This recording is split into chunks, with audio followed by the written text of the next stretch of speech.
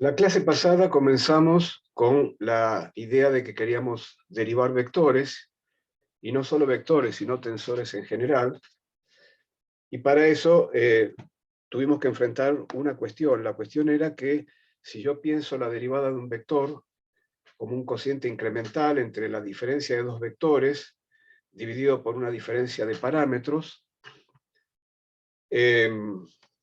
bueno, el problema es que la diferencia de dos vectores, un vector en un punto P y un vector en un punto desplazado Q, donde ese desplazamiento está medido por un parámetro delta lambda, que crece en la dirección de la curva tangente a un vector B que me da la dirección de derivación.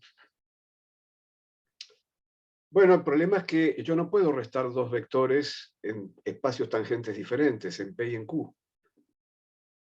La forma en que podría interpretar ese cociente incremental sería entonces la de definir un representante del vector en Q, definir en el espacio tangente en P un representante del vector en Q, y entonces hacer la diferencia entre dos vectores que pertenecen al espacio tangente en P. El vector que tenía originalmente y el representante del vector desplazado, el vector que está en Q en realidad. Y esa cuestión nos llevó entonces a introducir un procedimiento que es el de dragueo de Lie para definir ese representante. Pero finalmente, habiendo entonces construido de esa manera la derivada de Lie, que así se llama, de un vector U respecto de un vector B, en el resultado lo que encontramos era que no solo estaban contenidas las derivadas de las componentes de U, sino también las derivadas de las componentes de B.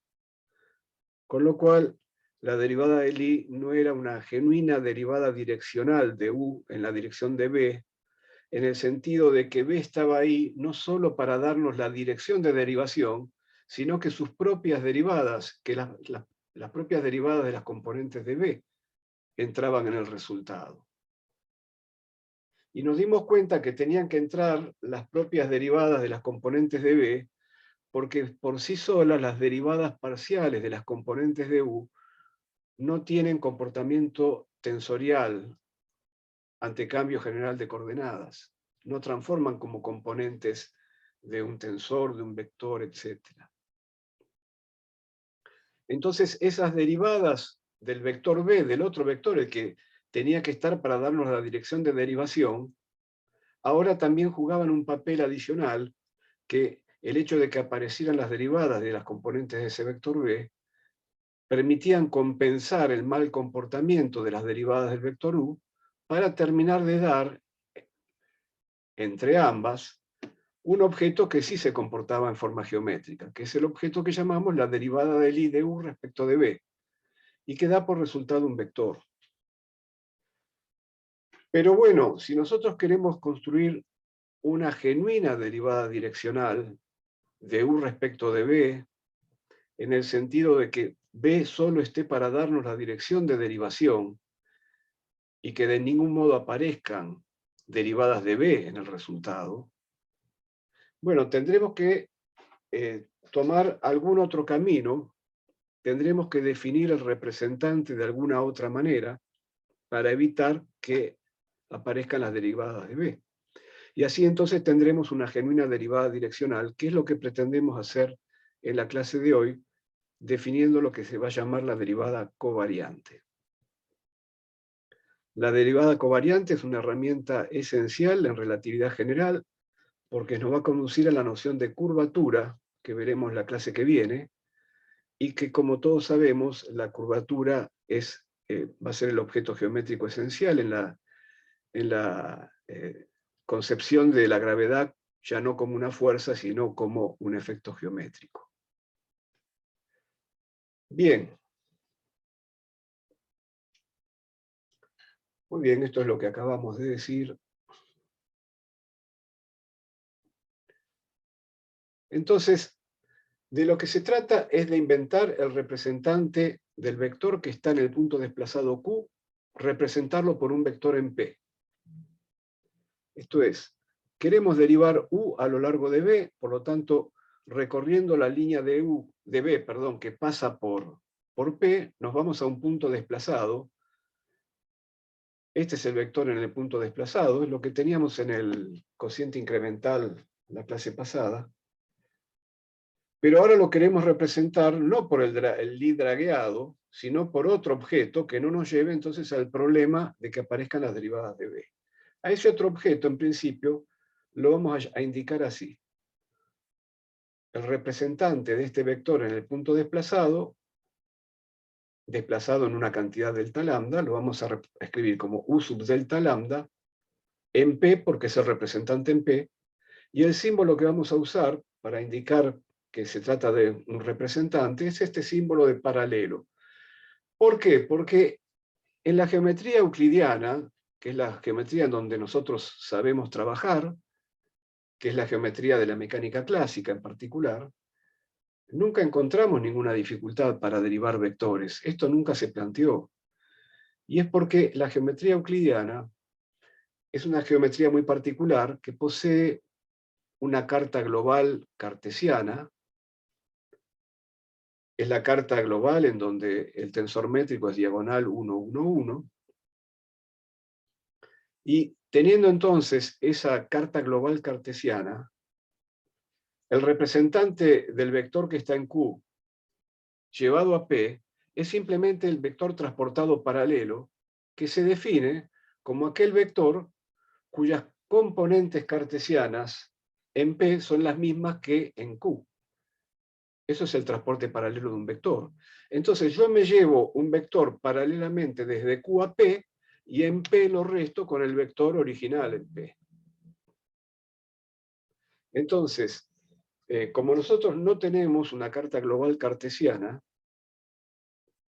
porque en una variedad diferenciable ninguna carta en particular es privilegiada, hasta tanto no haya algo que la privilegie, y por ahora no tenemos nada que la privilegie,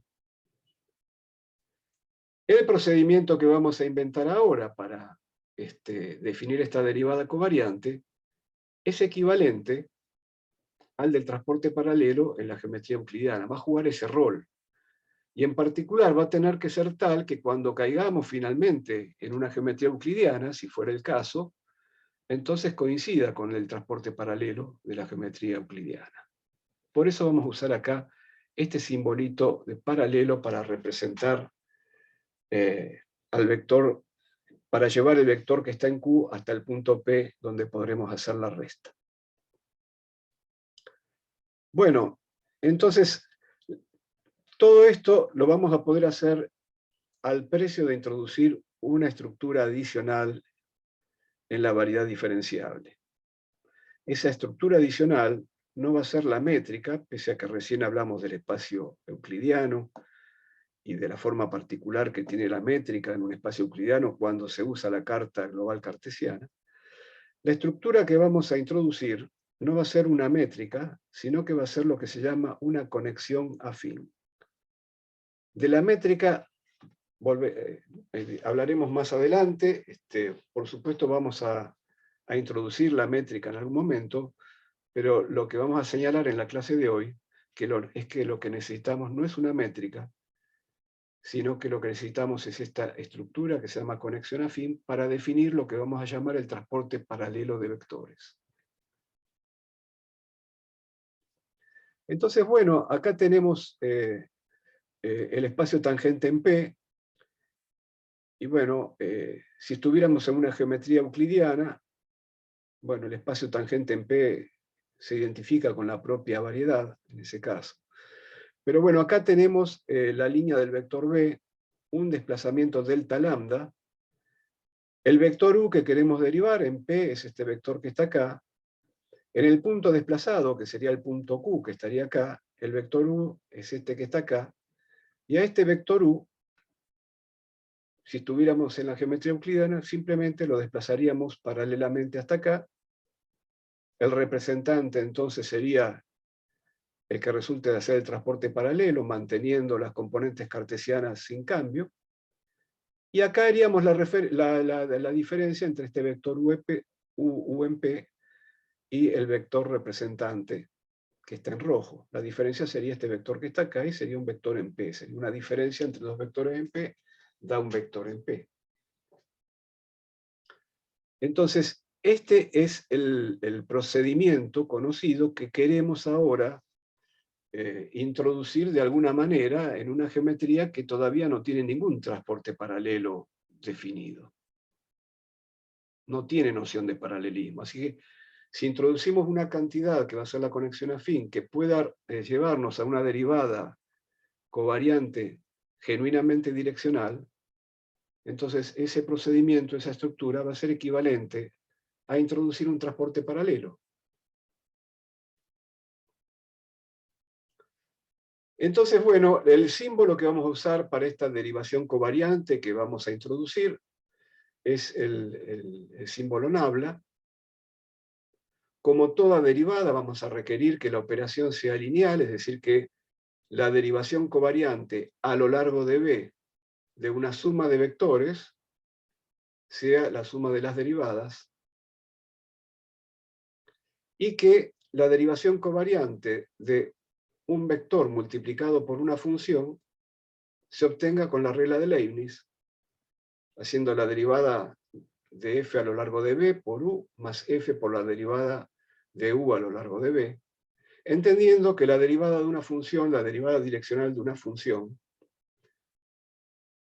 es decir, la derivada de f a lo largo de b, es la de siempre, es b actuando sobre f, b es una derivación, los vectores del espacio tangente son derivaciones, así que directamente es b aplicado a f por u, eso daría el primer término, más f por la derivada covariante de u a lo largo de b. Esta sería la regla de Leibniz para productos de funciones por vectores. Pero ahora tenemos que introducir alguna propiedad que vamos a demandarle a esta derivación covariante que nos indique que va a ser una genuina derivada direccional, que no va a derivar al vector b, como sucedía con la derivada del i. Entonces vamos a decir, vamos a demandar una tercera propiedad que diga que la derivada de u a lo largo del vector f por b sea igual a f por la derivada de u a lo largo de b. Que esta f salga limpia acá afuera implica que no hay derivaciones respecto de la dirección de derivación. Entonces esta es la propiedad que la derivada del i no tiene. Las otras dos sí la tienen. Bueno, entonces vamos a tomar un vector b cualquiera, que en una cierta base del espacio tangente lo desarrollaremos así, un vector u cualquiera que se desarrollará así, y vamos entonces a reemplazar en la derivada covariante que estamos intentando construir estos dos desarrollos, y luego aplicaremos estas propiedades. Entonces, bueno, en lugar de u ponemos el desarrollo v e vector sub b. Uso la propiedad 1 y uso la propiedad 2, entonces uso la regla de Leibniz, entonces vengo con la derivada covariante sobre estas funciones. Aquí tengo n funciones u supra b, y las derivo como funciones, es decir, le aplico el vector b a cada una de ellas, y eso, el resultado, que es un número en cada punto p, es un número, queda multiplicado por los elementos de la base en el espacio tangente en P. El siguiente término de aplicar la regla de Leibniz es V por la derivada covariante de los elementos de la base en la dirección de B. Bueno, el primer término lo dejo como está, y ahora aplico la propiedad 3. Y digo, bueno, este vector B es también una combinación lineal de elementos de la base. De acuerdo con la propiedad 3, los coeficientes de la combinación lineal salen afuera. Entonces reemplazo este vector b como b supra a e sub a, y los coeficientes b supra a salen afuera. Y me queda esto que está acá.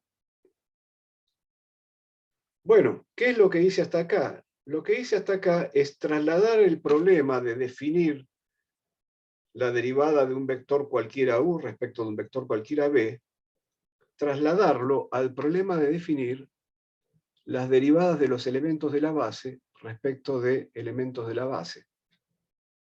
Porque todo el resto de este resultado lo sabemos calcular. Entonces, el problema ahora se concentró en cuánto valen las derivadas covariantes de los elementos de la base respecto de elementos de la base. Pretendemos que la derivada covariante de un vector a lo largo de un vector sea un vector, pertenezca al espacio tangente, como dice acá, como pasaba también con la derivada de Lie. Entonces, lo que tenemos que decidir es qué vector es este que está acá.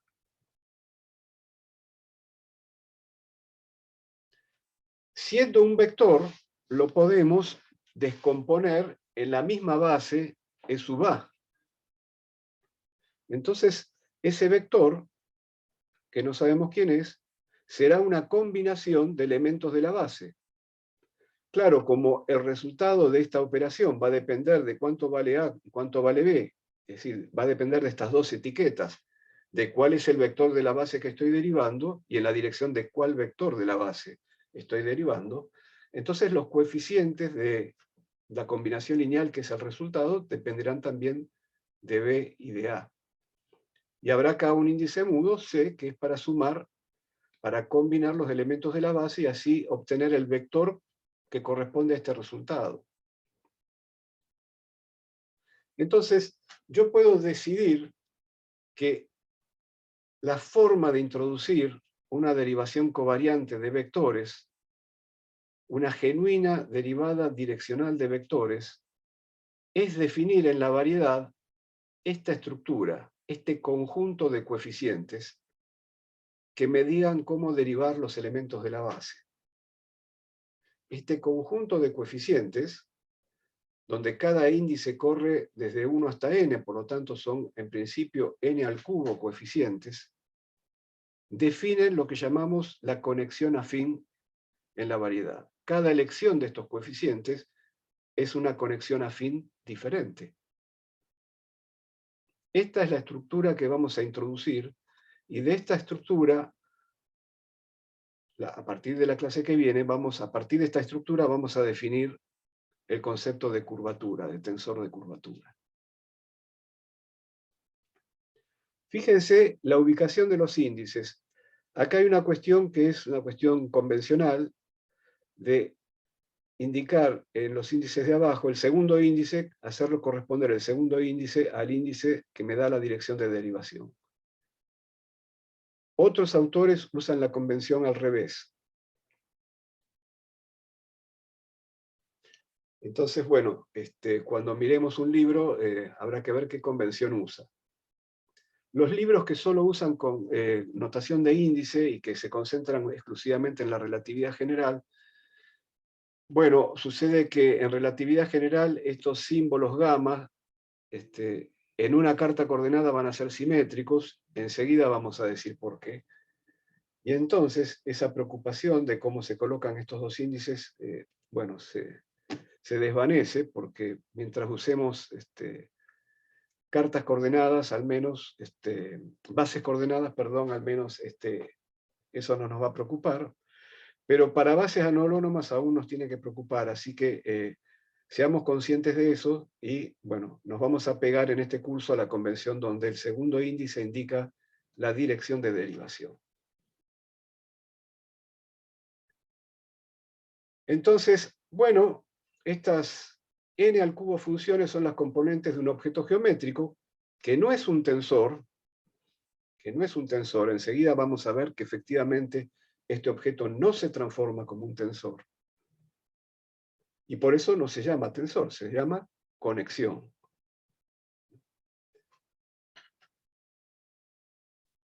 Bueno,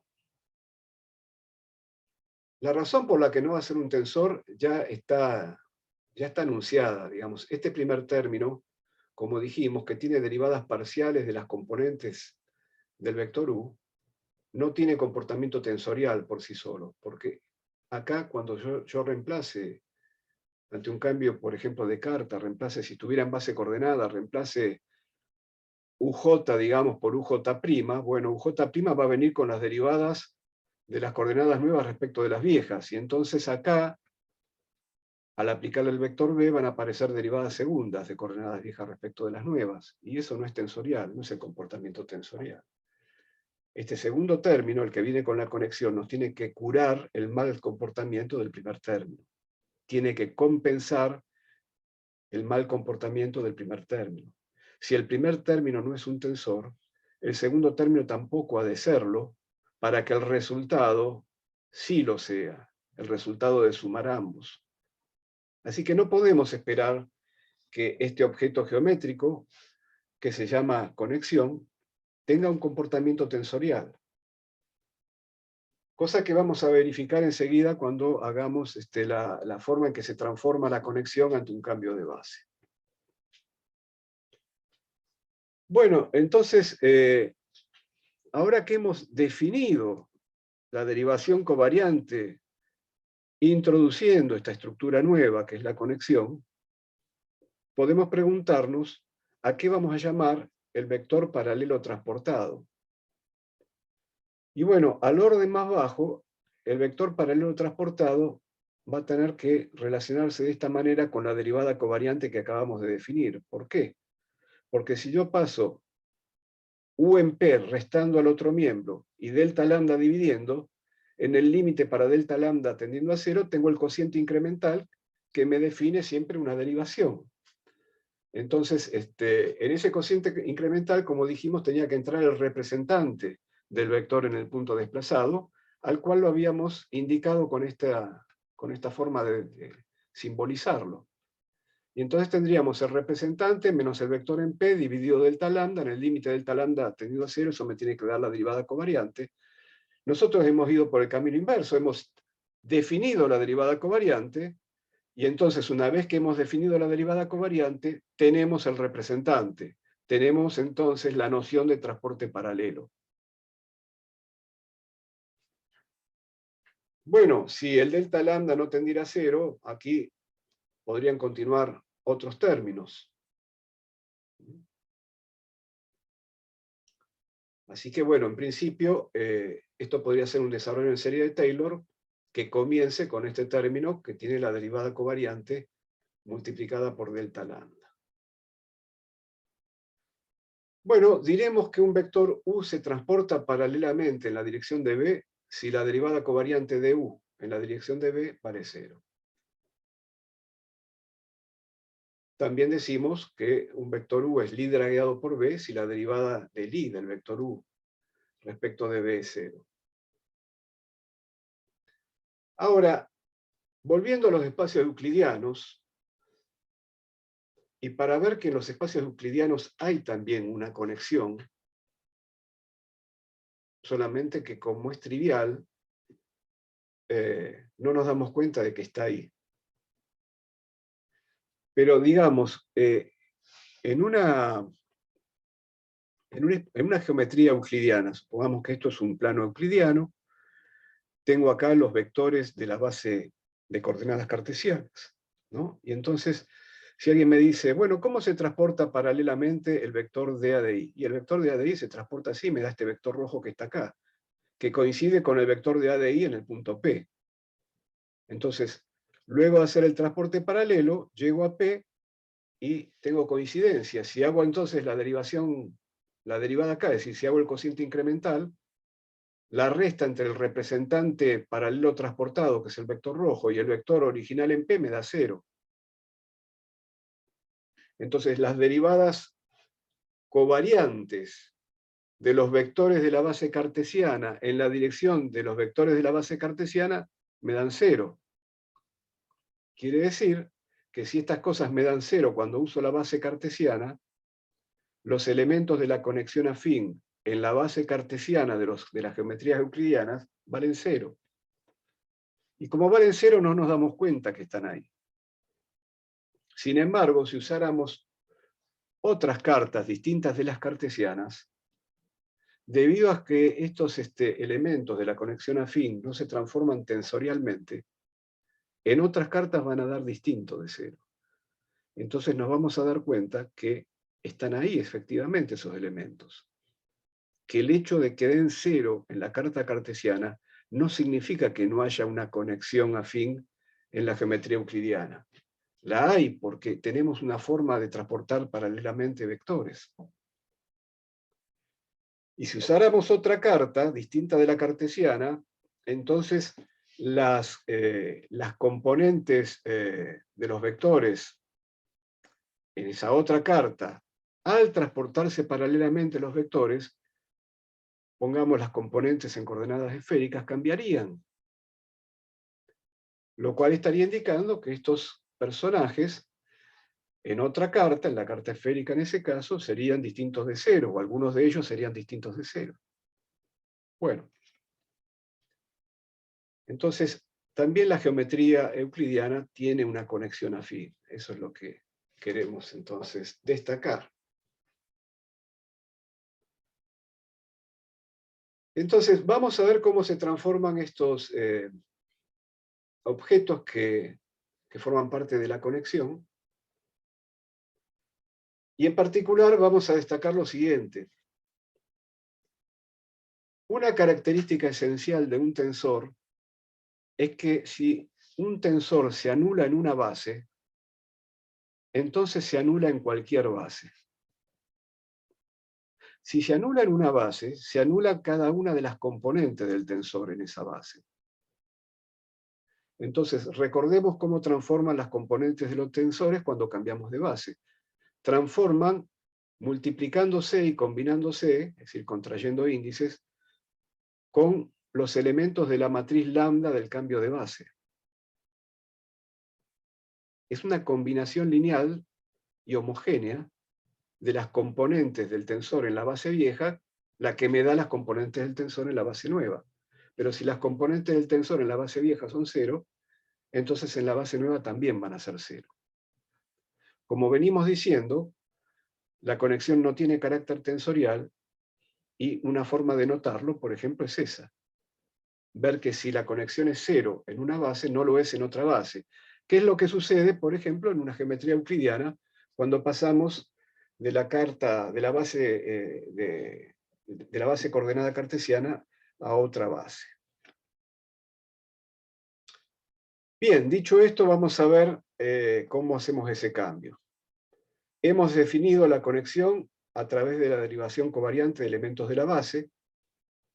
En particular, si yo aquí contraigo en ambos miembros con la base dual, y uso que, bueno, al contraer con la base dual, acá tengo una delta de Kronecker, lo cual me permite despejar los elementos de la conexión. Los elementos de la conexión quedan despejados de esta manera.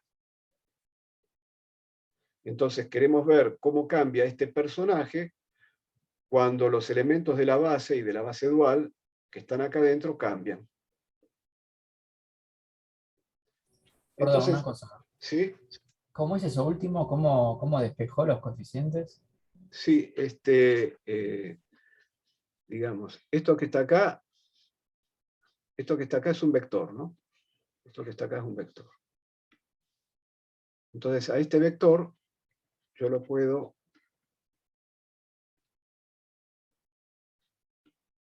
le puedo aplicar la máquina lineal E supra D de la base dual.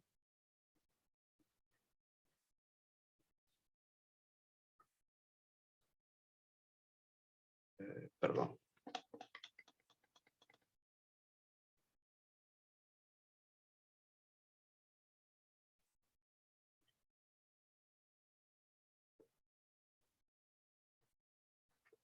Entonces, a un vector le aplico una unoforma y obtengo un número.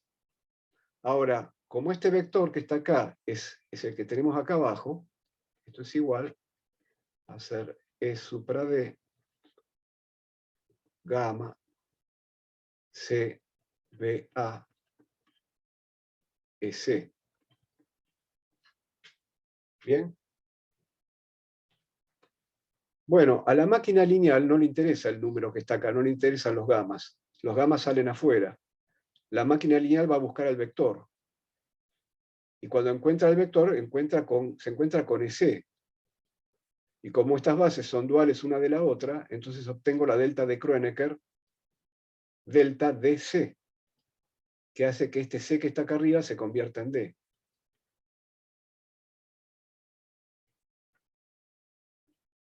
Entonces, gamma de BA es la aplicación de ED al vector derivada covariante de B respecto de EA.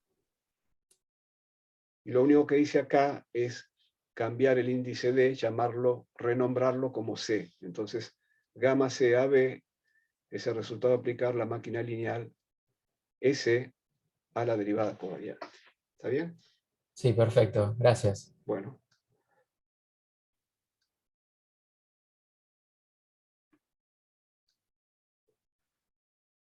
Bueno.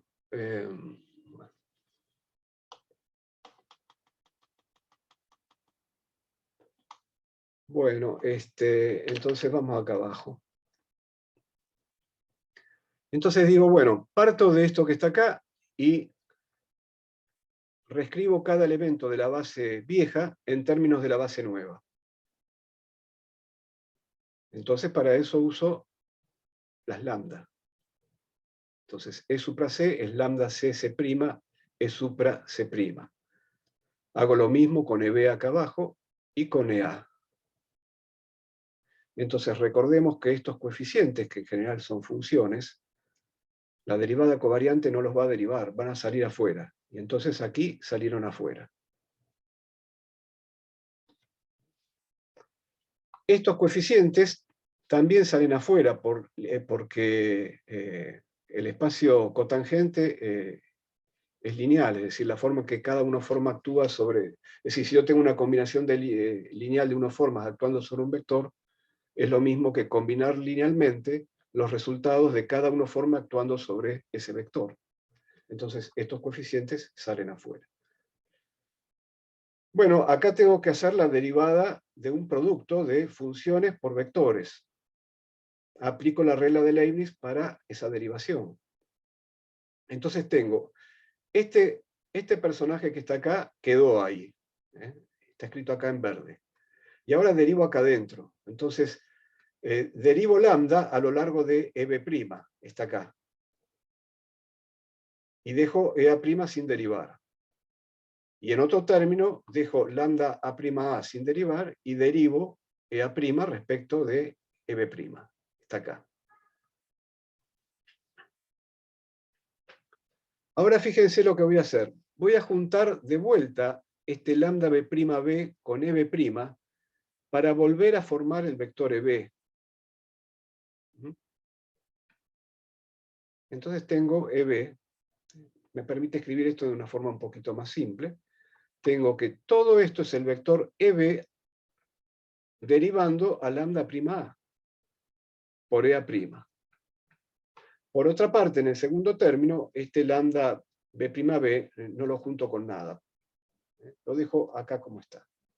¿Por qué? Porque acá, esto que está en gris, ya me permite reconocer a este resultado como gamma de prima B' multiplicado por N'. Este es el resultado de derivar, aplicar la derivación covariante a los elementos de la nueva base en la dirección de los elementos de la nueva base.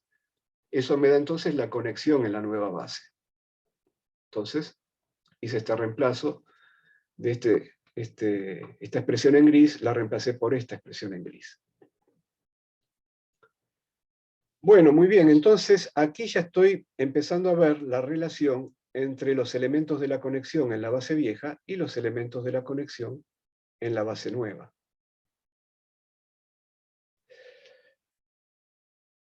Bueno, ¿qué me queda por hacer? Me queda aplicar la 1 forma S' sobre el vector que está a la derecha.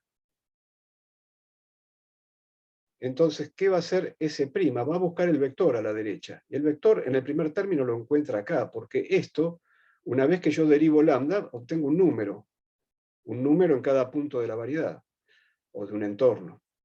Entonces, la máquina S' encuentra el vector acá, y me da una delta de Kronecker, una delta C' A', que me convierte a este A' en C'. Por otra parte, la máquina va al segundo término y encuentra el vector acá. Me queda una delta C' D', que me convierte a este D' en C'.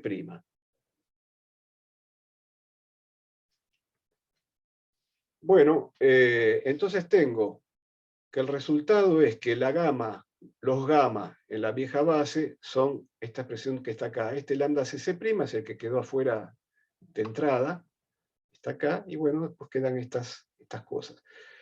El segundo término en esta expresión, acompañado por este lambda CC', tiene carácter tensorial. El primer término no lo tiene. Si fuera por el segundo término, lo que veríamos es la transformación de las componentes de un tensor.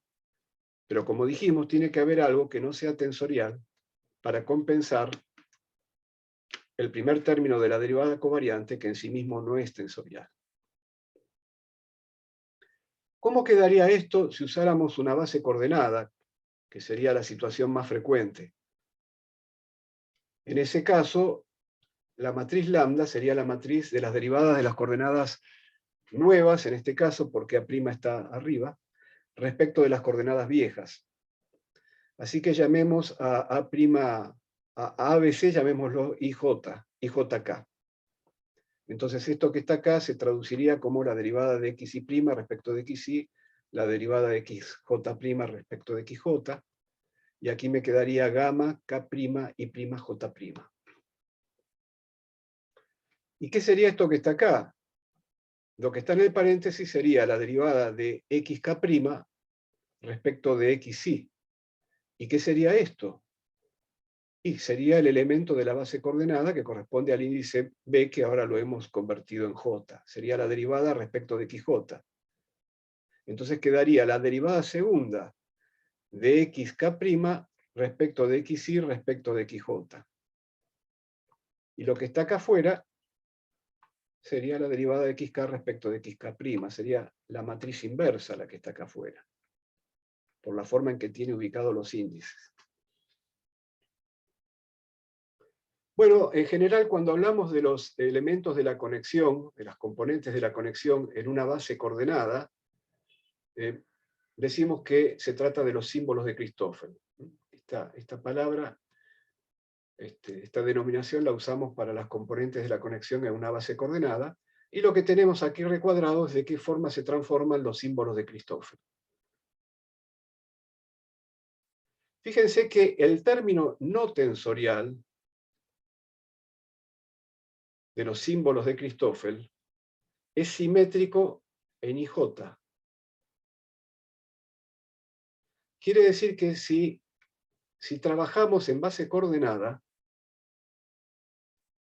entonces la parte antisimétrica de los símbolos de Christoffel transforma tensorialmente, porque la parte antisimétrica no ve este término que está acá, que es simétrico.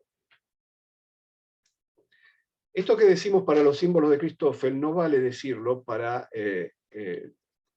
los elementos de la conexión en una base cualquiera, porque precisamente como la conexión no transforma tensorialmente, la parte simétrica en una base, en general, no va a la parte simétrica en una nueva base anolonoma. Eso solo va a ocurrir si nos mantenemos en base coordenadas, y entonces como la transformación tiene este aspecto en base coordenada, sí podemos decir que, bueno, que la parte antisimétrica de los símbolos de Christoffel transforma tensorialmente. Y efectivamente vamos a ver que de esa parte antisimétrica, esto que está acá es 2 veces la parte antisimétrica en realidad, de esa parte antisimétrica de la conexión de los símbolos de Christoffel va a surgir un tensor que vamos a estudiar la clase que viene, que se llama torsión, y que en base coordenada tiene efectivamente, sus componentes tienen efectivamente esta forma. En otra base va a ser diferente, en una base anolonoma. Estas cuestiones, en los textos más clásicos, que solo trabajan en bases coordenadas, quedan un poco escondidas porque se asume que la conexión es simétrica, porque se trabaja sin torsión. Bueno, atención, eso sería cierto si nos mantenemos exclusivamente trabajando en una base coordenada, porque siendo la conexión un objeto que no es tensorial, Si yo paso a una base anolonoma, eso de que es simétrica se va a perder. Entonces, muchas veces por leer los textos clásicos uno pierde de vista algunas cosas que son importantes, ¿no? Bueno, entonces, vamos a reescribir, vamos a usar lo que acabamos de decir para reescribir la derivada covariante de U en la dirección de B, que nos había quedado planteada acá. Ahora vamos a reemplazar esta expresión usando la conexión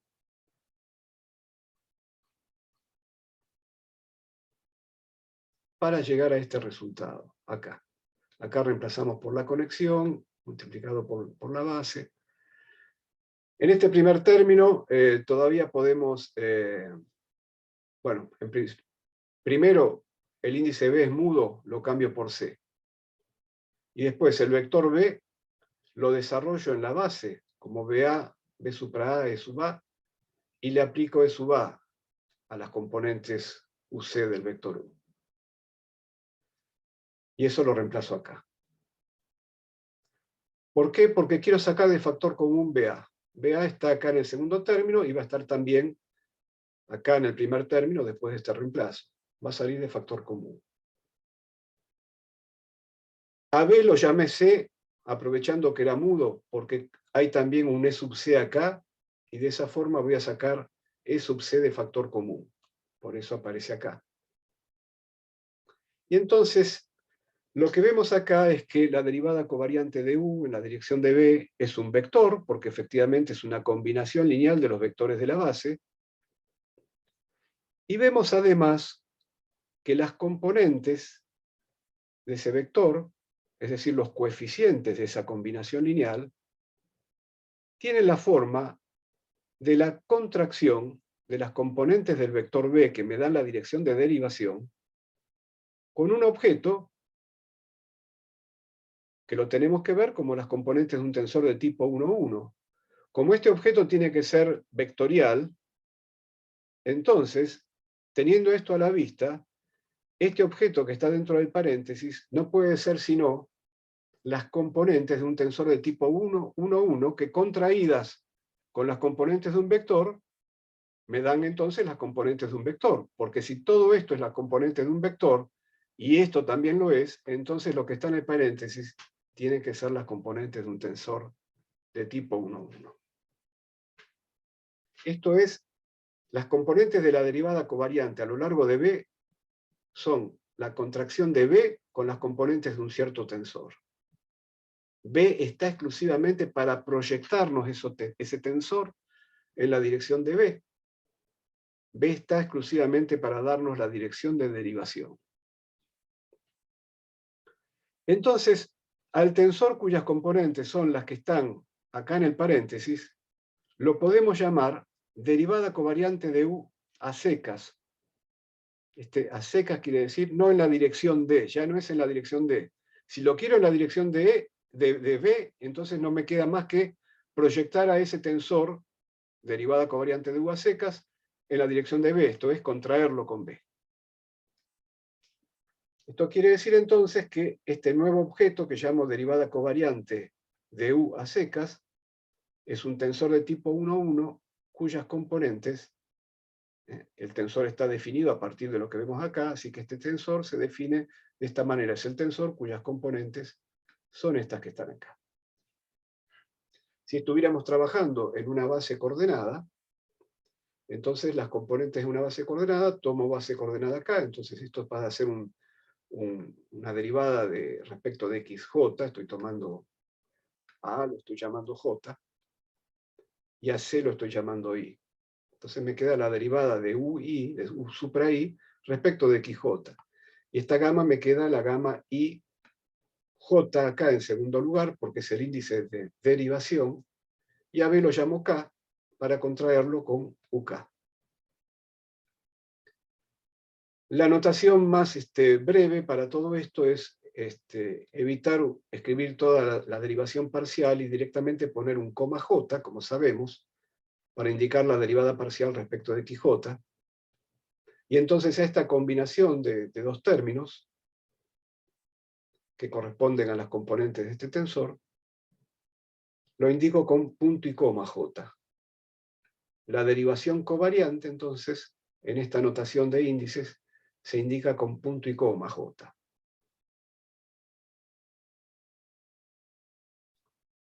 Bueno, muy bien. Vamos a hacer acá un intervalo hasta las 4, entonces.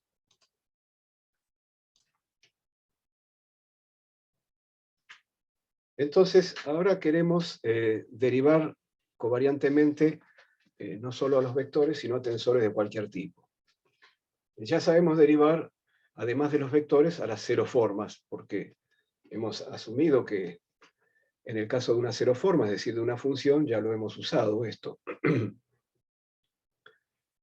Cuando hicimos la regla de Leibniz para producto de funciones por vectores, directamente reemplazamos la derivada covariante de f en la dirección de b por la derivada usual de f a lo largo de b.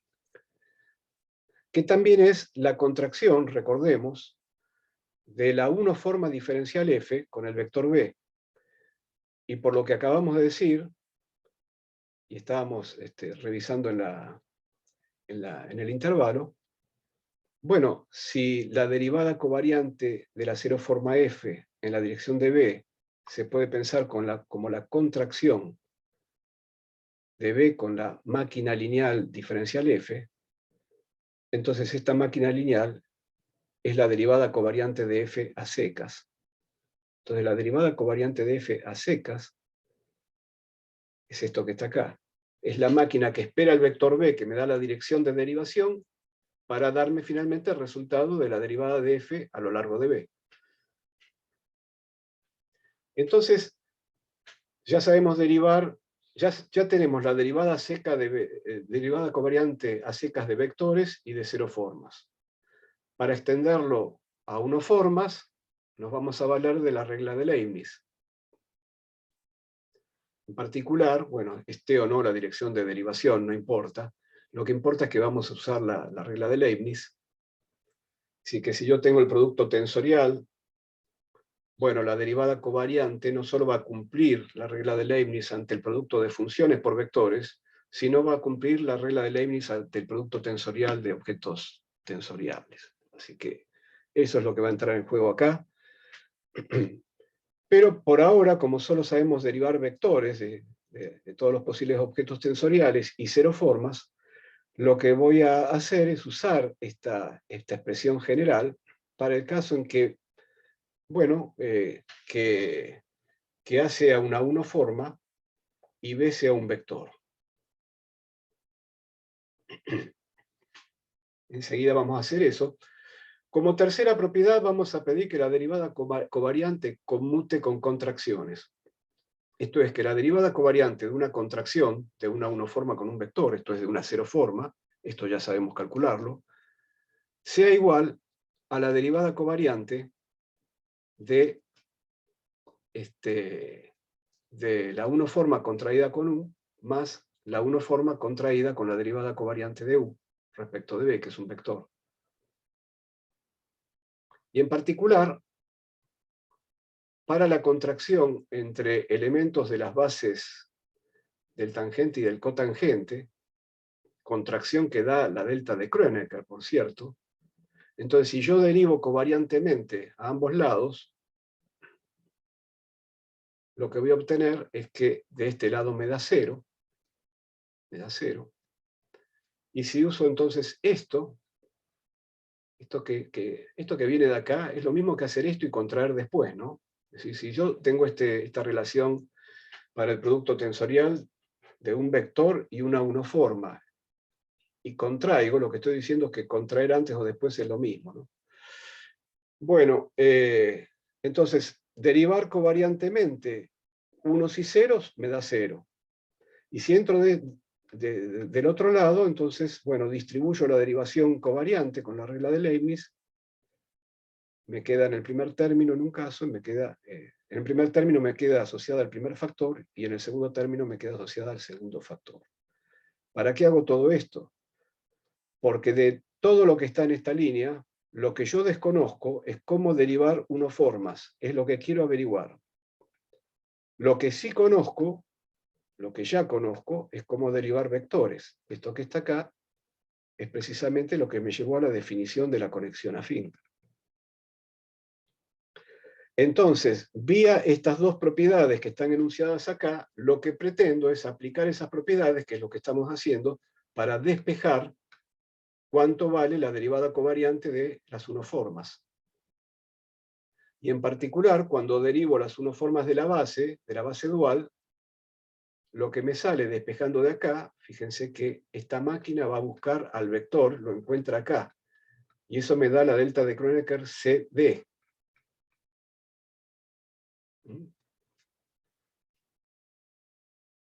Y entonces me transforma este D que está acá en C.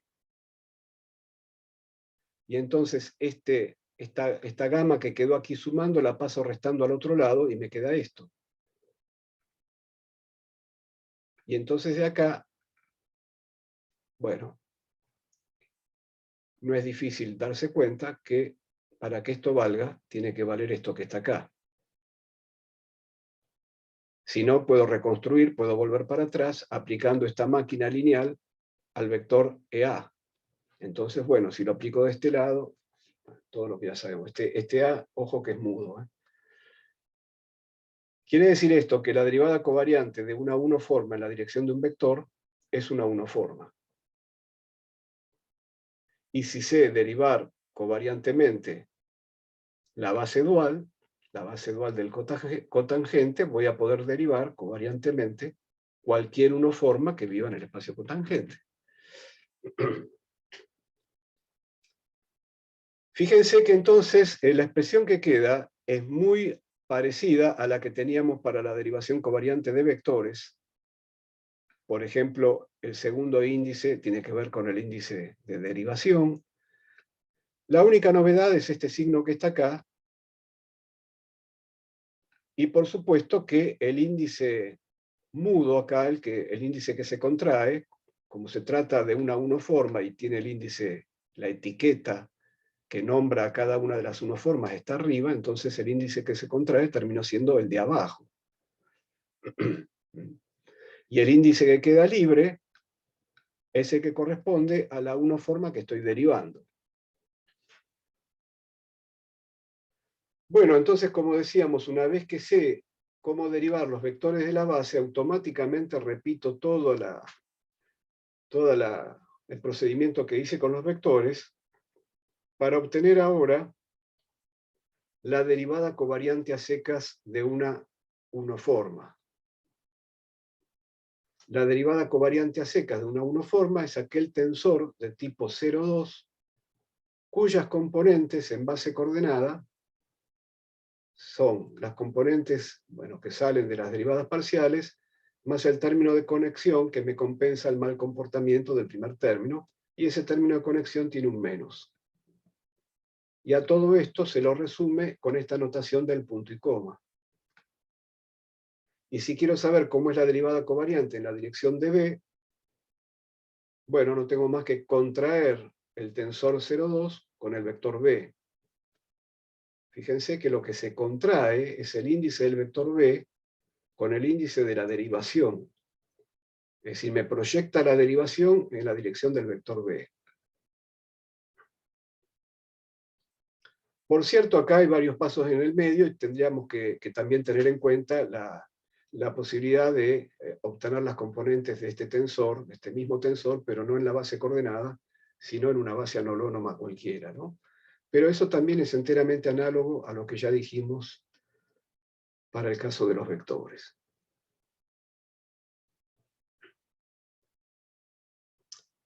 Bueno, ¿y qué pasaría si seguimos ahora haciendo este procedimiento ya para tensores de cualquier tipo? Tendríamos que basarnos de vuelta en estas propiedades. No lo quiero hacer porque es largo y ya nos vamos dando cuenta qué es lo que va a pasar. Y así como lo dije para la derivada de Lie, la clase pasada, lo digo ahora para la derivada covariante. Lo que está pasando es que por cada índice contravariante, como el que tenemos en el caso de los vectores, además de la derivada parcial, por cada índice contravariante va a aparecer un término de conexión, que en este caso era un único término de conexión porque hay un único índice contravariante que es el índice I. A su vez, por cada índice covariante que tenga el objeto, va a aparecer un término de conexión con un signo menos.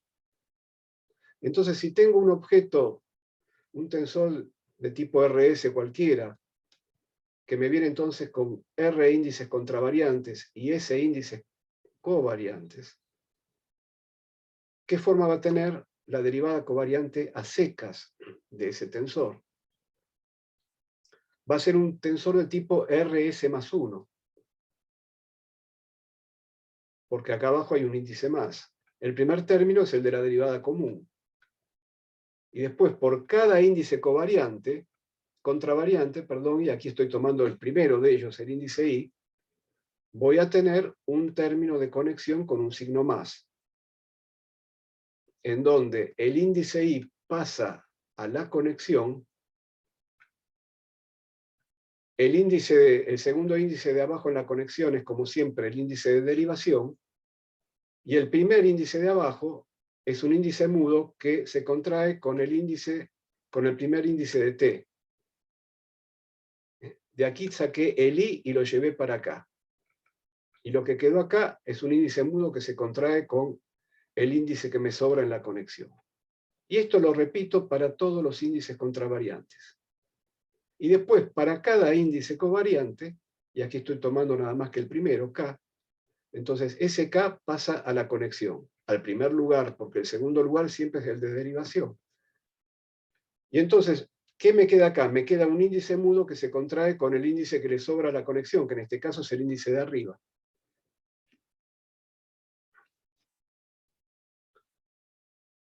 Bueno, y así como decimos que un vector es transportado paralelamente a lo largo de B, cuando su derivada covariante a lo largo de B da 0, también diremos que un tensor T es transportado paralelamente en la dirección de B, si se anula la derivada covariante de T en la dirección de B.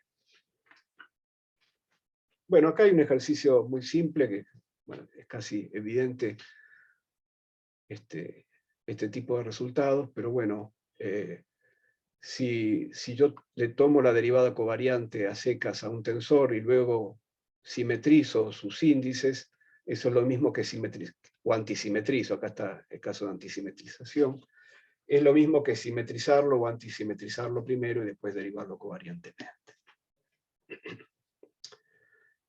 Bueno, entonces, una vez que hemos introducido una noción de transporte paralelo, porque, insisto, dar una conexión afín es de alguna manera dar la noción de transporte paralelo, así como la tenemos en las geometrías euclidianas.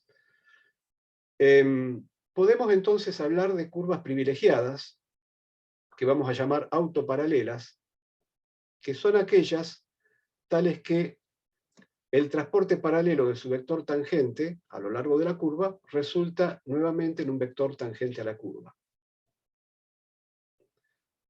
Fíjense, en las geometrías euclidianas tenemos curvas privilegiadas, que son las rectas, por supuesto. Las rectas tienen dos propiedades. Son autoparalelas. Si yo transporto paralelamente su vector tangente, me sigue dando tangente a la recta. Y son la distancia más corta entre dos puntos, ¿no? Bueno, este aspecto de la distancia más corta entre dos puntos no lo podemos todavía realizar en la geometría diferencial que tenemos hasta acá, porque no tenemos noción de distancia. La noción de distancia la vamos a tener cuando tengamos métrica. Estamos tratando de abstraernos de la métrica para conocer cuáles son por separado cada una de las estructuras que tenemos que ir incorporando para hacer finalmente física. Pero sí tenemos la noción de transporte paralelo que acabamos de introducir, y entonces podemos definir curvas autoparalelas. Y dejaremos para más adelante las curvas que se llaman geodésicas, que son las que hacen estacionaria la distancia entre puntos. Entonces, bueno, estas curvas autoparalelas y las geodésicas en la relatividad general van a estar identificadas. Es decir, se va a elegir una conexión afín que haga que las curvas geodésicas sean también autoparalelas. Y claro, esas curvas van a ser muy importantes en la relatividad general, porque van a ser las líneas de universo de las partículas libremente gravitantes. Las geodésicas o autoparalelas temporales, es decir, de tipo tiempo, las que queden dentro de los conos de luz, van a ser las líneas de universo de las partículas libremente gravitantes. Y van a estar definidas por la curvatura del espacio-tiempo. Es decir, van a ser los movimientos inerciales, van a representar los movimientos inerciales, los movimientos del principio de inercia, los movimientos de las partículas libres de fuerzas. Porque, ya saben, el campo gravitatorio inercial no va a ser más una fuerza, va a ser un efecto de la geometría. Y entonces las partículas libres van a ser las partículas libremente gravitantes.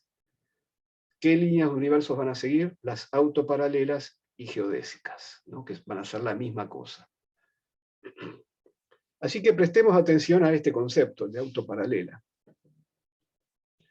Entonces lo que estamos diciendo es que si yo transporto paralelamente el vector tangente a la curva en un delta lambda, bueno, ya sabemos que en principio el desarrollo es así, es decir, el primer término a primer orden en delta lambda tiene que aparecer este personaje, y bueno, lo que queremos es que el vector paralelo transportado se mantenga tangente a la curva, por lo tanto este personaje va a tener que ser paralelo al propio vector B en el punto desplazado.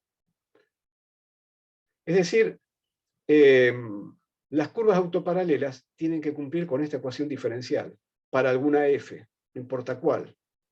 Para alguna f que me garantice que esta cantidad es paralela a B, es decir, que esta cantidad es proporcional al vector B en cada punto de la curva. Bueno, si encuentro alguna f tal que se satisface esta ecuación para el vector tangente a la curva, entonces la curva es autoparalela. Esta sería entonces la ecuación de las autoparalelas. Es una ecuación diferencial porque el vector B es incógnita. Yo tengo que encontrar un vector B que cumple esta ecuación. Ahora, una cosa importante que tiene esta ecuación es que yo siempre puedo cambiar el parámetro sobre la curva, puedo reparametrizar la curva para lograr que con el nuevo parámetro, y por lo tanto si reparametrizo la curva estoy cambiando también de vector tangente. Si cambio de parámetro, si paso de un lambda a un mu de lambda, estoy también pasando del vector tangente v, que es dA de lambda, a un vector tangente u, que va a ser dA de mu. Lo que queremos decir es que siempre se va a poder encontrar una reparametrización tal que el vector u que surja de esta manera cumpla con esta ecuación. Es decir, que esta ecuación para las autoparalelas, con una parametrización adecuada, puede ser reemplazada por esta otra ecuación. Como esta es una cuestión interesante, vamos a hacer la demostración de que es así. Este nuevo vector tangente, que sería el u, el dA de mu, bueno, derivar respecto de mu es lo mismo que derivar respecto de lambda, eso sería b, y multiplicar por la derivada de lambda respecto de mu. Hacer una regla de la cadena. Entonces, si yo obtengo u vía una reparametrización, entonces hay una relación entre u y b, que es esta que está acá.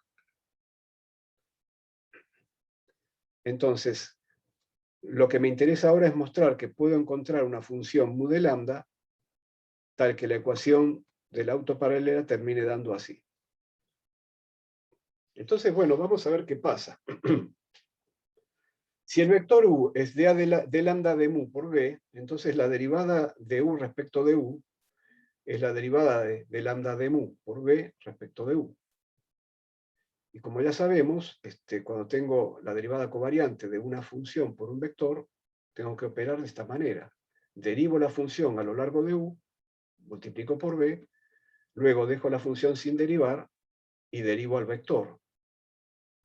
Ahora, en este último término, este u que está acá, a su vez lo puedo escribir como ya sabemos, d lambda de mu por b.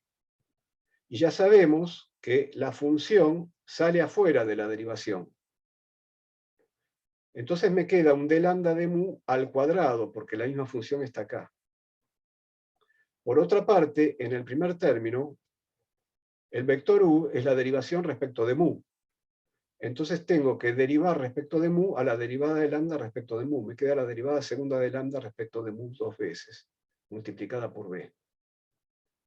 Y como dijimos, en el segundo término queda la derivada de lambda respecto de mu al cuadrado.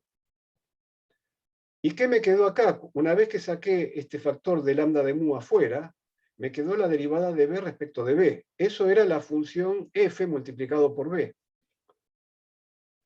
Entonces, si yo tengo una curva autoparalela, es porque ya demostré que se cumplía esta ecuación para alguna f. Ya tengo la función f. Y ahora, a partir de la función f, quiero encontrar cuál es la reparametrización que me lleva al parámetro mu. Al parámetro mu que consigue finalmente dejar la ecuación de la autoparalela escrita de esta forma. Lo que tendría que lograr es que la relación entre lambda y mu sea tal que esta suma que me quedó acá de estos dos términos me dé 0 para anularme la derivada de u respecto de u. Bueno, esto es una ecuación diferencial para la relación entre lambda y mu, donde f de lambda es conocida, insisto. Vamos a ver que la solución de esta ecuación diferencial es esto que está acá. Esta tiene que ser la relación entre lambda y mu. Donde a y b son constantes de integración. Esta es una ecuación diferencial de segundo orden. Bueno, acá hay dos constantes de integración. Bueno, diferenciemos esta expresión. Si yo diferencio acá, ¿qué es lo que va a ocurrir? Bueno, al diferenciar, me queda... Bueno, al diferencial me queda simplemente en la integral, de la integral me queda simplemente el integrando, multiplicado por a, y la diferencial de una constante es 0, así que me quedó esto que está acá. Esto me dice que entre lambda y u hay esta relación, que voy a reemplazar acá.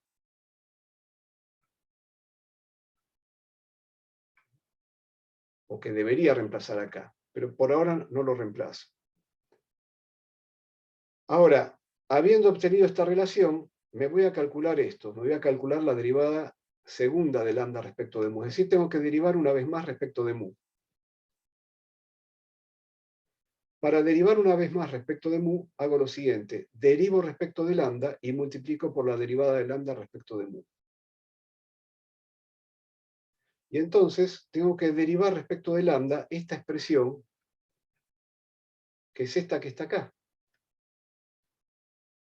¿Y cuánto me da la derivada? Y me da menos f, es decir, al derivar acá arriba me baja un menos f, me da menos f por a a la menos 1 e elevado a la menos la integral de f diferencial lambda. Es decir, me da menos f por la propia de lambda de mu. Esto es, la derivada segunda de lambda respecto de mu dos veces, me da menos f por la propia de lambda de mu, que multiplicada una vez más por d lambda de mu me da d lambda de mu al cuadrado. Es decir, estoy cumpliendo entonces con esta ecuación. Entonces, siempre puedo encontrar este parámetro mu que me permite escribir la ecuación de la autoparalela de esta manera, y ese parámetro mu se llama el parámetro afín. El parámetro afín no es único, porque todavía tengo la libertad de elegir A y B. Cambiando de B es como cambiar el origen del parámetro afín, ¿no? En algún lugar de la curva yo pongo mu igual a 0, pero si tomo otro B, estoy cambiando el origen de mu. Y cambiando de A es como cambiar la escala del parámetro mu. Es como si yo amojoné una ruta en kilómetros, bueno, paso a amojonarla en metros, por ejemplo. Bueno, entonces nos vamos a concentrar, cuando hablemos de la ecuación de la autoparalela, nos vamos a referir a esta, más que a la otra. Esta ecuación es una ecuación diferencial de primer orden para las componentes de u. Pero a su vez, las componentes de U, por tratarse del vector tangente a una curva, son las derivadas de las ecuaciones paramétricas de la curva respecto del parámetro. Entonces, visto para estas funciones x y de mu, las funciones de las ecuaciones paramétricas, esta ecuación es una ecuación entonces en derivada segunda para estas funciones. Entonces, la ecuación escrita en notación geométrica es así de compacta: 0 igual la derivada covariante de U en la dirección de U. Pero claro, sabemos que todo esto tiene que ver, bueno, acá me faltaría, en realidad estoy cometiendo un abuso porque aquí me quedó un índice libre, porque tomé directamente la derivada, las componentes del tensor derivadas secas y los proyecté sobre U. No puedo igualar porque esto es un vector y esto que está acá es simplemente una contracción de componentes y me queda libre el índice I. Pero lo cierto es que, bueno, naturalmente, si esto es 0, esto es 0 para cada uno de los valores de I. Y a su vez, U supra I la reemplazo por las derivadas de las ecuaciones paramétricas, y entonces esto que está acá es la derivada de xy respecto de mu, vuelto a derivar respecto de xj. Entonces tengo la derivada de xy respecto de mu, derivado a su vez respecto de xj. Pero esto que está acá es la derivada de xj respecto de mu. Entonces combino esas dos cosas y lo que obtengo es la derivada segunda de xy respecto de mu dos veces.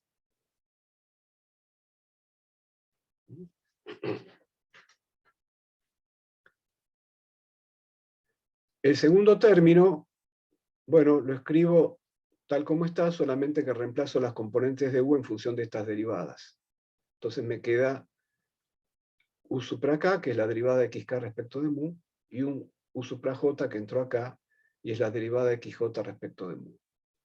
Entonces K y J son índices mudos, están sumados, y para cada índice I tengo una ecuación. Es decir, tengo tantas ecuaciones como dimensiones tiene la variedad, y como ecuaciones paramétricas tengo para describir una curva, una subvariedad unidimensional. Entonces aquí tenemos otra forma de escribir las ecuaciones de las autoparalelas, escritas para las funciones que definen las ecuaciones paramétricas de las autoparalelas. En ese caso son ecuaciones diferenciales de segundo orden para esas funciones incógnitas.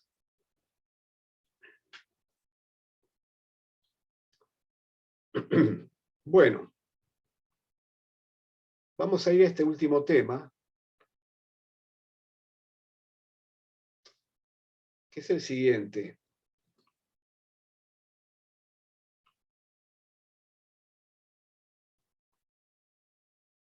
Habíamos visto que si en esta forma de transformarse de los símbolos de Christoffel separáramos parte simétrica y antisimétrica, siempre que nos mantengamos trabajando en base coordenada, entonces notaríamos que la parte antisimétrica no juega con este término, porque este término es simétrico. La parte antisimétrica se transformaba como la transformación de las componentes de tensores. En cambio, la parte simétrica se transforma de otra manera, porque incluye este otro término. Entonces, cabría hacernos la pregunta de si es posible anular en una carta la parte simétrica, que es la parte no tensorial. Ya sabemos que para las partes que son tensoriales, si las anulamos en una carta, se anularían en cualquier otra carta. Pero para las partes que son no tensoriales, cabría la pregunta de, bueno, la parte no tensorial del símbolo de Christoffel, ¿podrá ser 0 en alguna carta?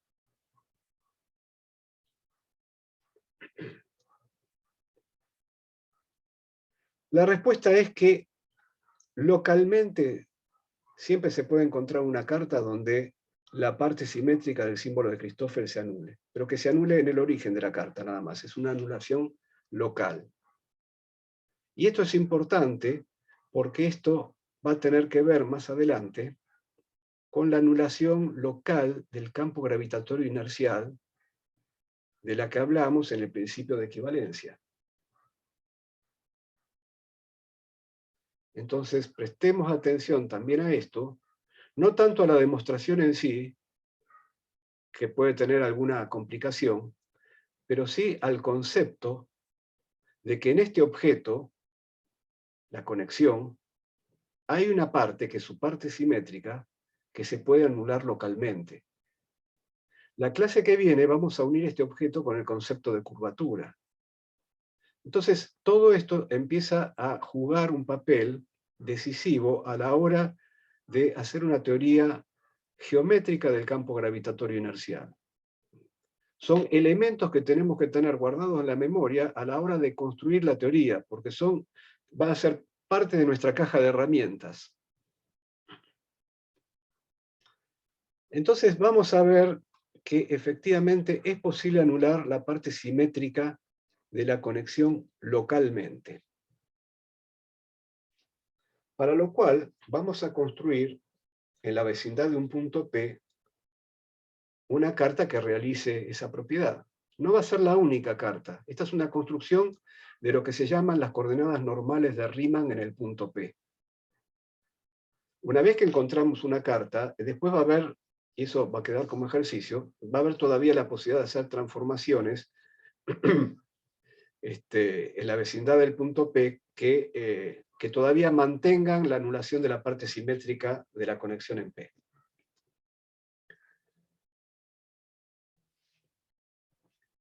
Este es un procedimiento el que vamos a hacer, que lo podríamos hacer también en el espacio euclidio, por ejemplo, para definir las coordenadas cartesianas. Yo voy a hacer ahora mostrar cómo se genera esta carta y después lo voy a vincular con el procedimiento euclidiano para que notemos las analogías, porque así contado va a parecer muy abstracto, pero cuando lo peguemos con un procedimiento en el espacio euclidiano, quizás va a tomar más sentido. La idea es la siguiente: tenemos un punto P y vamos a trazar por P todas las curvas autoparalelas que pasan por P. Habrá curvas autoparalelas en todas direcciones. ¿Cómo identificar a cada una de esas curvas que pasan por P? Bueno, a cada una de esas curvas le corresponderá en P un vector tangente U. Entonces, eligiendo un vector tangente, vamos a elegir una de esas curvas autoparalelas. Y para construir la carta de coordenadas normales de Riemann en la vecindad del punto P, voy a hacer lo siguiente. Tomo un punto Q en la vecindad de P. Me fijo sobre cuál de las autoparalelas está. Tiene que estar sobre alguna, porque todas las direcciones están cubiertas por autoparalelas. Entonces me fijo cuánto vale el parámetro afín mu para el punto Q, entendiendo que mu se cuenta desde el punto P, que mu vale 0 en P, ¿no? Entonces, bueno, tomo el parámetro afín sobre la autoparalela hasta llegar a Q, ahí mu tendrá un valor. Y entonces voy a definir las coordenadas normales de Riemann del punto Q, las voy a indicar con índice M. Tendría que usar un índice de coordenadas, IJK, pero como estas son coordenadas especiales, voy a usar índices MN, por ejemplo. Voy a decir que las coordenadas normales de Riemann del punto Q corresponden a multiplicar el parámetro mu que le corresponde a Q por las componentes del vector tangente en P, no en Q, en P. Como dijimos, mu va a ser igual a 0, mu está contado a partir de P, de manera que si me voy a P, las coordenadas normales se anulan, es decir, P es el origen de las coordenadas normales de Riemann. Por cierto, ustedes me dirán, bueno, pero acabamos de decir que el parámetro afín tiene cierta ambigüedad. Por ejemplo, está definido a menos de una constante aditiva, pero bueno, eso de la constante aditiva ya quedó eliminado. Ya dijimos que mu vale 0 en P. que el origen de mu está en P. Ah, pero había también una constante multiplicativa, una suerte de escala. Pero como acá mu está multiplicado por u, y u es la derivada de la derivación respecto de mu, u acá es la derivación respecto de mu. Entonces tengo un mu arriba y un mu abajo, así que esa ambigüedad de la constante multiplicativa tampoco juega acá, porque hay un mu arriba y un mu abajo. Bien, entonces esta es una definición de una carta, y enseguida vamos a ver que en esta carta se anula la parte simétrica de la conexión en P, solo en P, en principio. ¿Por qué decimos que esto tiene que ver con el procedimiento que podríamos hacer en la geometría euclidiana para definir las coordenadas cartesianas? Es decir, estas coordenadas normales de Riemann sería lo más parecido a las coordenadas cartesianas que podemos definir con lo que tenemos hasta acá. Porque si estamos en la geometría euclidiana, yo podría decir lo siguiente: bueno, por el punto P, las autoparalelas que pasan son las rectas, son las autoparalelas. Entonces trazo todas las autoparalelas que pasan por P. Entonces digo, bueno, me elijo una carta, me elijo una carta. Digamos, entonces me elijo un punto Q, ese punto Q cae sobre una de las rectas. ¿Cómo identifico a esas rectas? Bueno, por el valor de U. Entonces, en la geometría euclidiana, en lugar de pensar en parámetros afín y todo eso, directamente tomo la distancia. La distancia a Q la llamo R, como la coordenada esférica. Y al vector U lo tomo como unitario. Unitario a nosotros todavía no nos dice nada, pero en la geometría euclidiana sabemos que es un vector unitario. Es un vector que tiene norma 1. Por lo tanto, es un vector que puedo escribir como coseno tita, seno tita, para algún tita. Entonces, ¿cómo quedarían las coordenadas normales de Riemann? En lugar del parámetro U, uso la distancia. ¿Cuáles son las componentes del vector U? Coseno tita, seno tita. Entonces, para la coordenada número 1, pongo la componente número 1 de U. Y para la coordenada número 2, pongo la componente número 2. Ah, bueno, pero estas son las coordenadas cartesianas. R coseno tita, R seno tita son las coordenadas cartesianas en el plano, para tita medido desde algún lugar, desde alguna dirección. Bueno, por eso decimos que esta definición de coordenadas normales de Riemann es lo más parecido a la definición de coordenadas cartesianas que podemos tener con la estructura que tenemos hasta aquí. Entonces, sorprendentemente, o no tan sorprendentemente, vamos a ver que en esta carta se anula la parte simétrica de la conexión en P. Ya dijimos que en el espacio euclidiano, en la carta cartesiana, se anula globalmente, no localmente, se anula en todas partes los símbolos de Christoffel en la carta cartesiana. Porque obviamente los espacios euclidios tienen más propiedades que las propiedades que tenemos hasta aquí en nuestra variedad. Entonces, sigamos con la carta de coordenadas normales de Riemann. La siguiente pregunta sería: si yo quiero escribir las ecuaciones paramétricas de esta autoparalela, las ecuaciones que me dicen cuáles son las coordenadas de cada punto de la paralela, de la autoparalela, para cada valor del parámetro mu. Y bueno, las coordenadas de cada punto de la autoparalela son como las coordenadas del punto Q, que al fin y al cabo es un punto de la autoparalela. Entonces eso quiere decir que las coordenadas de cada uno de los puntos de la autoparalela para cada uno de los valores del parámetro mu son precisamente como se escribían las coordenadas del punto Q.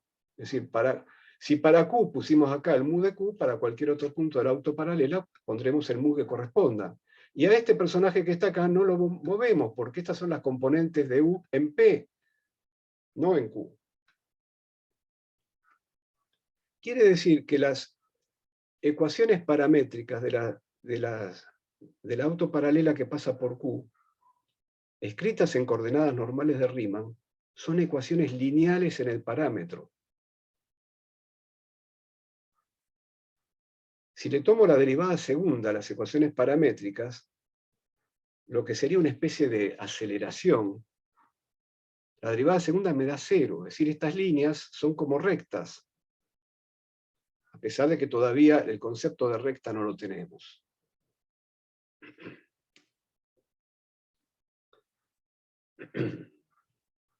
Bueno, eso es entonces todo el juego que está acá en la definición de estas coordenadas normales usando el parámetro afín de las curvas autoparalelas.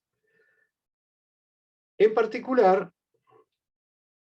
podemos escribir el vector tangente a la autoparalela que va de P a Q, no ya en P, en toda la curva. ¿Cómo se escriben las componentes del vector tangente si yo conozco las ecuaciones paramétricas de la curva?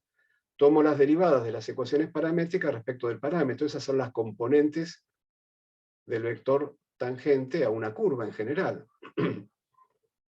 Y entonces, bueno, si estoy usando la carta de coordenadas normales de Riemann, bueno, multiplico por la base coordenada, pero claro, en la carta de coordenadas normales de Riemann esta derivada es trivial, porque las ecuaciones son lineales en mu. Y me dan por resultado coeficientes constantes a lo largo de toda la autoparalela. Para todo valor de mu, estos coeficientes son constantes y son iguales a las componentes de u en el origen. Me queda esto así. Ahora, por otro lado, en el origen, ¿de dónde salieron estas componentes UM? Salieron de que en el origen yo tuve que tomar en el espacio tangente, que no dibujé acá, tuve que tomar una cierta base, holónoma, no holónoma, está dicho acá, sea EM una base en el espacio tangente. Entonces, en esa base, tenía que haber una base en el espacio tangente para saber quiénes eran estas sub-m, pero esa base era cualquiera. Dada una base, tenía unos sub-m, y entonces acá usé para construir esta carta, usé las autoparalelas, usé el parámetro afín sobre esas autoparalelas, y usé también esa base en el espacio tangente, que era arbitraria. Tan arbitraria como desde donde medía tita para hacer el coseno de tita y el seno de tita en el caso que veíamos antes. Entonces, bueno, por un lado, el vector u en un punto cualquiera de la autoparalela se escribe así en la base de coordenadas normales de Riemann. Por otro lado, el vector u, no en un punto cualquiera, sino en el punto P, se desarrollaba de esta manera en la base que había elegido en el espacio tangente. Entonces, otra propiedad de las coordenadas normales de Riemann es que la base coordenada en el punto P, la base de coordenadas normales de Riemann, en el punto P, coincide con la base EM que usé para hacer esta construcción. Ahora, esto no significa que esa base EM sea una base coordenada. Significa que una base que sí es coordenada, que es la base de coordenadas normales de Riemann, coincide en un punto con esta base M que usé para hacer la construcción. Esta base M es una base cualquiera. La coincidencia es solo en ese punto.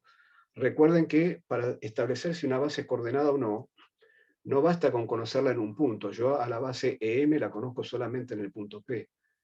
Para saber si una base es coordenada o no, la tengo que conocer en un entorno de un punto. Recuerden que tienen que dar 0 los conmutadores de los elementos de la base entre sí. Y esos conmutadores implican derivaciones. Entonces necesito conocer la base en un entorno de un punto. A la base M la escogí en el punto P, nada más. Es la base de un espacio tangente en P.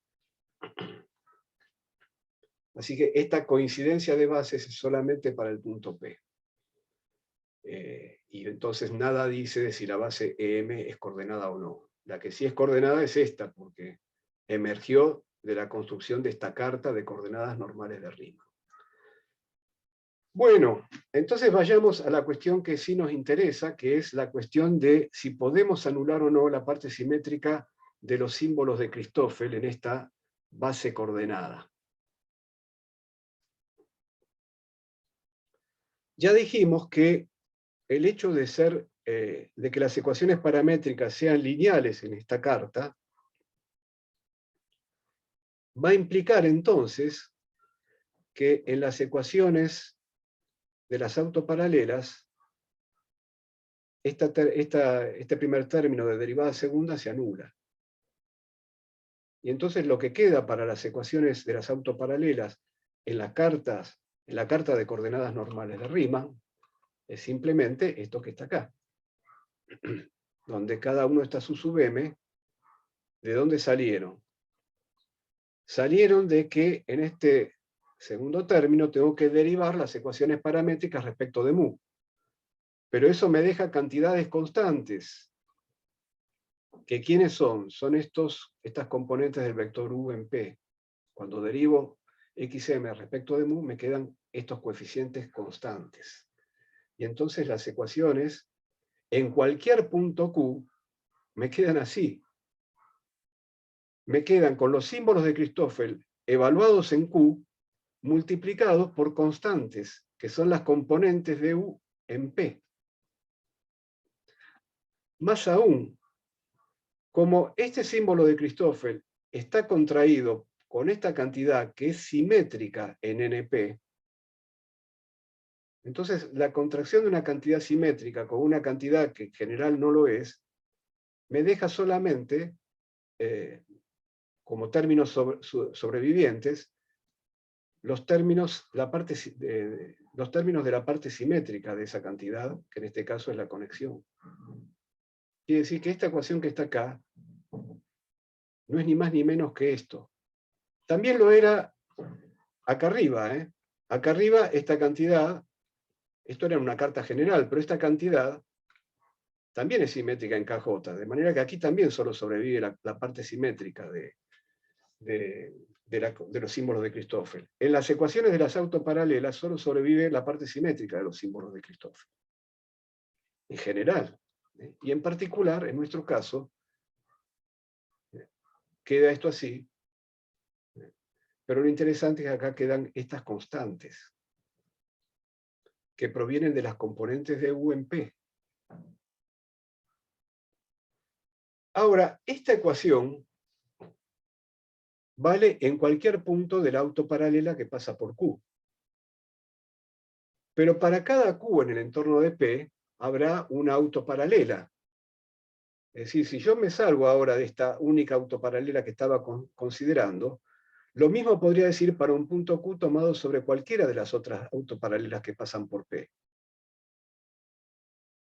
En definitiva, esta ecuación vale para cualquier punto Q en un entorno de P, solamente que hay que mirar cuál es la autoparalela que pasa por ese punto Q, y entonces cuál es el vector U en P que corresponde a esa autoparalela.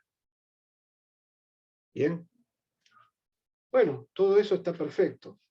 Pero ahora viene el punto central del argumento. En particular, esta ecuación tiene que valer también en P, también si Q es igual a P. Pero cuando yo elijo como Q el punto P, en esta construcción no sé con cuál autoparalela quedarme. Porque si yo elijo el punto Q en P, todas las autoparalelas pasan por P. Entonces, ¿qué U tengo que usar? Esta ecuación se tendría que cumplir, si yo elijo Q en P, se tendría que cumplir, no importa cuáles son estos U's, que terminarían siendo arbitrarios si yo me paro en P. Porque podría decir que el punto P está en cualquiera de las autoparalelas, no queda ya definido el vector U que tengo que usar en ese caso. Y entonces la única manera de cumplir con estas ecuaciones, que son tantos como valores de M, en el origen P, es que la propia parte simétrica de la conexión de los símbolos de Christoffel se anule en el punto P. Es decir, la conclusión es que en la carta de coordenadas normales de Riemann, la parte simétrica de los símbolos de Christoffel se anula en el origen de coordenadas. Así que les voy a dejar como ejercicio, creo que en la guía tienen este tipo de ejercicios, buscar cambios de coordenadas que retengan esta misma propiedad. A partir de esta carta, que ya tiene esta propiedad por construcción, ¿qué otros cambios de coordenadas podríamos hacer donde esta propiedad sobreviva? Bueno, muy bien, entonces aquí finalizamos.